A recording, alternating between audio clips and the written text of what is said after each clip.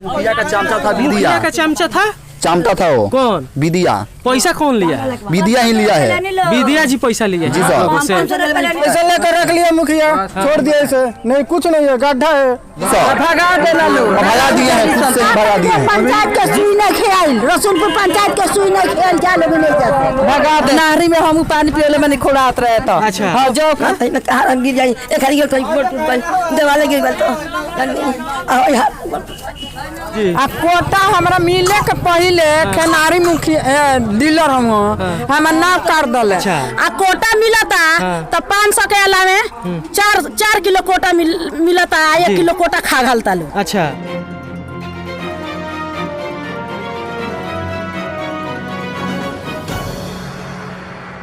नमस्कार, मैं पंकज कुमार भारती आप सभी का अपने न्यूज़ चैनल गांव गली न्यूज़ एक सच पर स्वागत करता हूं। आज मैं सीवान जिला के बड़हरिया प्रखंड के रसूलपुर पंचायत के रसूलपुर गांव में वार्ड नंबर 10, 11, 12 में आया हूं। आइए यहाँ की जनता से हम बातचीत करते हैं। आपके पंचायत में 3 तारीख को चुनाव है जी, है ना? जी हाँ। तो अभी आप लोग क्या सोच रहे हैं, किस मुद्दे पर आप लोग वोट कीजिएगा? ऐसे मुखिया का आप लोग क्यों वोट देते हैं? हम ऐसे मुखिया के बनावे नहीं करेंगे, हम नहीं करेंगे। जो हम ऐसे मुखिया को तो वोटे नहीं देंगे। हमारे गांव में जो अच्छा करेगा उन लोगों को वोट देंगे कि दूसरा को दे देंगे। अरे तो दावा तो सभी यही करते हैं ना कि हम अच्छा करेंगे, हम अच्छा करेंगे। हाँ। तो एक भी लेकिन एक बार आप दे दिए, फिर 5 साल वो आपको लूटते रहे। एक ही बार कोई डॉक्टर लगे जाते हैं सर। कोई भी एक ही भी दवा लिखता है, अगर उससे अच्छा नहीं होता है तो दूसरा को डॉक्टर के पास जाते हैं। इसीलिए हम लोग भी एक बार मुखिया को जिता दिए, वो बुझ रहा है कि रोज रोज जीत जाएंगे हर बेरी, तो वो थोड़ी ना है। ऐसा करके छोड़ के चला जाएगा तो होगा सर? आप ही बताइए। यहाँ से आप देख लीजिए, पूरा रोड पूरा टूटा पूरा है, पूरा बकरी है, इधर नाला नूला कुछ नहीं है। गड्ढा का पूरा रोड कचरा है। दिखलाइए यहाँ पे, यहाँ से पूरा दिखलाइए वहाँ तक। हाँ जी। का चाची कौन क्या बनवाला बनी अपना से और नाम का बा? हमारा 5% ना बटे जी। आ देखिए भाई ये करकट के घर आते हमारे। अच्छा। बड़का होके तो चूहे लागत आते जन शरण नहीं के। अच्छा। गरीब हमने के खेत घर बनाने को पैसा नहीं मिलल सरकार से? ये लड़का के ना का मिला। अच्छा। मुस्माती हमारे पैसा विधवा पेंशन मिलेला? ना मिलेला। ना। अच्छा। 500 रुपया दिए। ऐसे सोखता अपना से बनल? हाँ, अपना से बनल। 300 दिए हैं खुनवाने के लिए, अपना तरफ से दिए हैं। 300 रुपये दिए? हाँ जी सर। अच्छा, आपका नाम क्या है? जग्गू कुमार जी। 300 रुपया आप दिए हैं खुनवाने के लिए? जी। और शौचालय का पैसा मिला है कि नहीं? नहीं मिला है, कुछ भी नहीं मिला है। शौचालय का पैसा आपके गांव में किसी को नहीं मिला है? 500 रुपया लिया गए जी। 500 रुपया लिया गए। और आप नाम का बच्चा पहले? जी। 15 रुपया लिया गए जी। तो नहीं खाते जी। आज तक ना मिला जी। कितनी मुखिया रुपयो खा गई लो, कमो ना कोई लो। अभी तक नहीं आया है, वो भाग गया है। क्या नाम है चाची? चाची का नाम का बा? मालती नाम हो। अच्छा। घर के बनवला बा? केहू नहीं खाबिन बनवले। अच्छा। अगर पलानी का है, कोई नहीं कलानी कोई नहीं खेत बनवले। अच्छा। शौचालय में के पैसा मिलल बा? शौचालय के ना नहीं मिलल? राशन कार्ड बा? हाँ बा। राशन मिलेला ना? हाँ राशन मिलेला। अच्छा। जी राशन मिलेला जल्दी। हमार बाल बकरा दिया देख रखले वही साधु मुखिया है, वही उसका प्यारे साला कुछ नहीं कराया अभी तक। यही मुखिया है, अभी तक ले गांव में कुछ विकास नहीं कराया है। पैसा लोग के भरवा भर गरीब सन के 500 बड़ा मुखिया? 500 रुपया लिया है अभी तक। ठीक है, कोई विकास नहीं कराया है। खुनवा दिया है, गरीब आदमी है, कमा कर अपने 500 रुपया दिया बा मुखिया के। पूरा गांव के कंप्लेन बाजी वालों के 500 बात है। हमारे गांव में, उसके गांव में गए थे लोग सुई लेने के लिए, वो बोल रहा था किसी को नहीं दिया जाएगा सुई, हमारे गांव का सिर्फ लेंगे। कोरोना वाला? हाँ जी सर। सरकार तो सबको दिया है, देने के लिए बोला है जी। और वो बोल रहा था कि सिर्फ हमारे ही गांव के लेंगे। हाँ हाँ। आपको गांव को कोई नहीं लेगा। अच्छा, मुखिया जी बोल रहे हैं? हाँ जी सर। भगा देना लोग। भगा दिए हैं, खुद से भगा दिए हैं। पंचायत के सुई नहीं खेल, रसूलपुर पंचायत के सुई नहीं खेल, जाले भी नहीं जाते। भगा देले। मुखिया जी कहला मैंने पंचायत के सुई नहीं खाएगी। सिर्फ जी। आज तो बुढ़ा बुढ़ी के ना मिला जी। 40 के बाद लेके बूढ़ा पेंशन ना मिलल रहुआ? मिलेगा। हाँ। बाकी वो आज तो लेके मिलो ना, हमें नहीं पूरा बुढ़ी मिलो। अच्छा। हाँ, 40 के बाद लेके आना। चली तनी और आगे है ना हम सब गलती हो गल बा बैंक जीताई लोग आगे साल से अपन नाम बना गलती हो गल भाई के कहता वो है बड़ा मुखिया जी अच्छा जी रोड में खटल बन सा ई पैसा लोग रखल ना दा रोड में खटल बनी काम कोइले पैसा ना मिला रउआ अकाउंट पर रउआ हां ले लेता उठवा के पैसा दोसर को हां ले लेता 300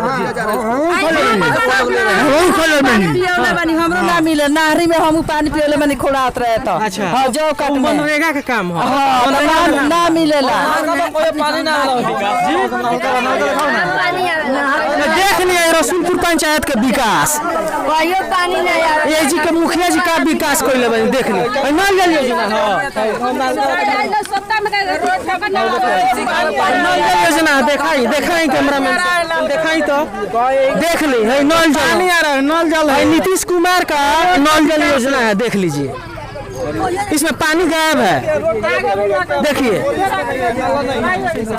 देखिए ये देखिए देख लीजिए रोड का विकास साला गांव में नाला तक नहीं है देखिए ये विकास हुआ है अच्छा तो मेरा वाला बकरी बांधल है देख लीजिए ये पानी नहीं आएगा तो क्या होगा सरकार से काम कर रहा है पानी जब नहीं आएगा तो बकरी क्या कर दिया जाएगा लोग कुछ भी कर लेता है सर इसी गांव में पानी नहीं आता है बाकी सब गांव में पानी आता है इसी गांव में पानी नहीं आता है रसूलपुर पंचायत में कितना जगह तो अभी ये भी काम नहीं हुआ है हाँ सर नहीं हुआ है मगर इस गांव में पानी नहीं आ रहा है नाला जी देखी जी तनी देखाई तो हई हइयो देखाई हई नल जल योजना ला ये सोखता है देख लीजिए सोखता है ऐसा तो विकास है मेरे गांव में वाह विकास भइल बा जी पंचायत में ऐसा ही विकास है हैं चली बाबू आ जा 10 नंबर 11 नंबर और 12 चाची का बहुत फोनवा दले एथी हई गाड़ा और ओने घर आ गइल के खोनवा होई हो भाई अरुण सिंह अच्छा मन खोले में होइले ना अच्छा हम तो अपन भोर धनी माटी से जी आई त जी तनी औरी देखाई तो आई तनी औरी देखाई अभी राउर घर हां लोग के घर सुतता नहीं है बूढ़ा हो गइल आज ले ना मिलो कोई ना आवास के पैसा नहीं क्या मिला करते नहीं चली देखी अरे बाप रे बेटी कैसे ले लिया अपन अपन अच्छा ये भेज से जाए का अरे तो देखाई तो जी देखाई तो जी हे भगवान हां देखी हे भगवान बरखा से देखी लोग के घर सुतता नहीं बाबू का करी का कहता है लोग के घर हां अब नोनी रहने ना भाई मैं कहां गिर जाई एक हरी तो टूट गई दीवार गिर गई तो ओहो देखी है चाची के हाथ टूटल बा दीवार गिर देखी है सुता नहीं तो का करी ए पंचायत के विकास भइल बा तो रोवा अपना आंख से देख ली कि का भइल बा मुखिया जी का कोइले बा नहीं आज पैसा मांगो तो ना दलन घर पर 500 रुपया कर्जा करके देनी 500 रुपया रोवा ऐसा आदमी से 500 रुपया लिया गइल बा मुना दिया हां ला फोटो को के ले लिहल मुने बनवा पार अच्छा खाओ हां आ एगो मुखिया लगा आदमी हम विदिया हां 500 ले फोटो को लगा आज ना मिलो तो वो शायद रोवा यहां खा बड़ा मुखिया में फिर ना उन्हें लाज नहीं खेला मुखिया खाली आता अच्छा हाँ क्या बोल रहा है चमचा था उसका जी मुखिया का चमचा था मुखिया विदिया का चमचा था चमचा था वो कौन विदिया पैसा कौन लिया विदिया ही लिया है विदिया जी पैसा लिया जी सर। लोगों से 500 रुपए दिए हैं पूरे गांव में हाँ लोग का घर सुतता नहीं हाय टूट गई हाय देखिए जी चाचा का नाम बराउर मतलब बेगुआ लेवल मैनेजर से ना हुआ हमार के ले गइल पैसा बेगुआ विदिया 500 रुपया ले गइल घर बनवा दे हां कॉलोनी देब हम कितना दिन हो गए पलानी हमर देखल लो साल भर हो गई नहीं 2.5 साल हो गए हां हम पलानी देखल लो हाँ तब लिखल लो फार्म आज कोई 500 रुपया ले लो आई को पैसा ना कुछ हो ना कोई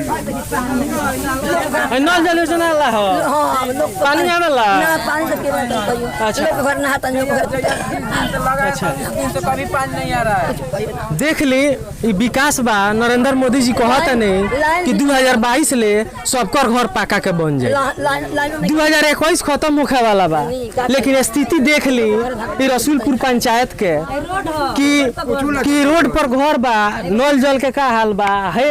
ऐसन आदमी के वोट दिलो। अच्छा ऐसन को होला कि पैसा ले के लोग बांट देला, वोट दिया जाला। वो ना क्या वो हम लगे नहीं क्या कोई ऐसा कुछ नहीं खानू। चली आई तनी आई हम चाची के सुन लिया जी। हम हई राम मुस्लिम आदमी जी। आ कोटा हमरा मिले के पहले खेनारी मुखी डीलर हम नाम काट दले। अच्छा। आ या जिले हमरा के एगो 1 किलो माने कोनो अनाज ना दले जे ले जा खइयो। का नाम बराबर चाची? बसंती देवी। बसंती देवी। विधवा पेंशन मिलेला? ना विधवा पेंशन हमरा ना मिलेला। अच्छा जी जी चाची आई देखिए सोफ्ता खनाइल बा 300 रुपया देके जी। सोफ्ता भी ना बनल जन्नी बाबू देखा होता है 300 सोफ्ता बनल बा, सोख्ता बनल बा देख ले। यहाँ चाची कहता नहीं कि 300 रुपया दे के हम सोख्ता बनौले बानी। 300 रुपया देले बानी केकरा बानी 300 रुपया? हम लेबर के अपना हाथे लेबर जोड़ के खनौले बानी। साधु मुखिया कहलन जे 300 रुपया लागी। हां सोफ्ता खनाई अपना हाथे खनवा लियो जी।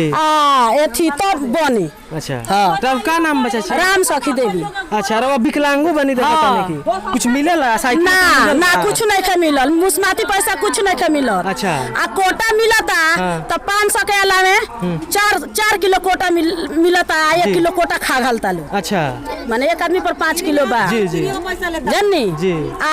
उतना बा मुस्माती पैसा नहीं के मिलत। एथी हमनी के देख लीजिए कैसन स्थिति बा अभी जी। अब सोख्ता रुआ अपना सब अपना होते खोलवले बानी हम जी। चाची का कहत नहीं रुआ जोन बोले जी। हमारे मुस्माती ना मिलल जी। 9 जगह गईनी हुआ जा हम आ कहीं ना भई आ घर है टूटल फाटल हेने जाइने तो हेने मार ले तो हेने भागिले आ हेने जाइले तो हेने गरियाल तो हेने भागिले बनइले बनइले 3 तारीख के तरह है इलेक्शन बा। हां बात है जहां जे कही ता गिरी ओ मुखिया का बदलल जाई। माने दूसरा काला से वोट दिले रहुआ? ना हमारा अपना मर्जी से दे। अब पर अपना मर्जी से दे। अपना नहीं ना के है जी वोट ना हमनी का केहू ना कहे। केहू कह दे है जी वोट दे देगा तो ना देम हम अपना मर्जी से गिराए। अपना मर्जी से मुखिया चुनल जाई जी। आई रसूलपुर हमनी के कुछ ना देला लो कोटो मारता लो आ मुस्मतियो ना भई आ कोलोनियो एगो ने खेले दे। जी चली देख रहे हुआ रसूलपुर पंचायत के हाल, जहाँ के वर्तमान मुखिया साधु राम जी बानी। आई जी के जनता के काफी गंभीर आरोप लगावल बनी लो। ए पर विचार होखे के चाहिए सबका कि हाँ आगे रवो लोग के वोट सोच समझ के करे के चाहिए कि आवे वाला समय में का होई ना होई। हमनी के नाला जाई बाकी में गिरी हमनी के नाला चाहिए। हमनी के जन्नी 500 रुपया लेके चल गइलो आज ले इंदिरा आवास ना मिलल। सबसे बड़का तो गांव के आरोप बा कि 500 रुपया लिया 500 रुपया दिया 500 रुपया लेके और ओकरा बाद भी जी काम नहीं खे भइल। नाम बताओ लोग के करे साफ से बताओ। मुखिया जी लेवल बनी मुखिया जी और कर सकते हैं। हां विद्या रानी यहाँ लोग का साफ आरोप बा कि मुखिया जी विद्या जी बा यहाँ जी से पैसा वहाँ लोग लेके गइल बनी लो, लेकिन ये जी काम एक को पैसा है कोनो नहीं खा भाई फोटो खींच ले के ले बनी लो आ ना मिलल अब पानी नहीं मिलल आ सोता में आदमी पानी फेकेला घर जाला बाल्टी से फेकेला बनी सोफ्ता में। अच्छा सोफ्ता में 3 बार गिरल। अच्छा जी सोख्ता बना 3 बार गिरल केहू ना बनावल तो भर दहनी।